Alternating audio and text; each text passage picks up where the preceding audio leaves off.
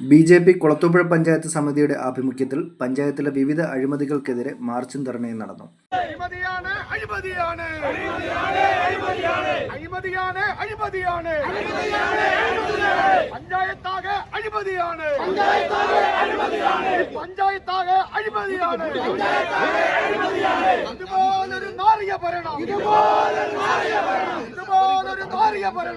കുളത്തൂപ്പുഴ പഞ്ചായത്ത് സമിതി പ്രസിഡന്റ് ശ്രീ രാജന്റെ അധ്യക്ഷതയിൽ ട്രാൻസ്പോർട്ട് സ്റ്റാൻഡിന് സമീപത്തു നിന്ന് ആരംഭിച്ച മാർച്ച് പഞ്ചായത്ത് ഓഫീസിന് മുന്നിൽ പോലീസ് തടഞ്ഞു.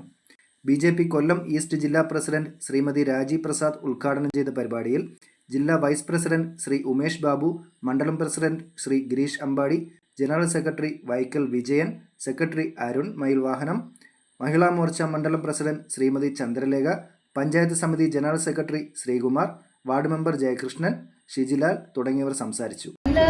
പാവപ്പെട്ട തൊഴിലാളികൾക്ക് ശമ്പളം കിട്ടുന്നില്ല. സംസ്ഥാന ഗവൺമെന്റ് കൃത്യ ശമ്പളം നൽകി കഴിഞ്ഞാൽ ഇന്ന് തൊഴിലാളികൾക്ക് വേതന കിട്ടും. പക്ഷെ ഇത്തരത്തിലൊക്കെ അഴിമതി നടത്തിയിട്ട്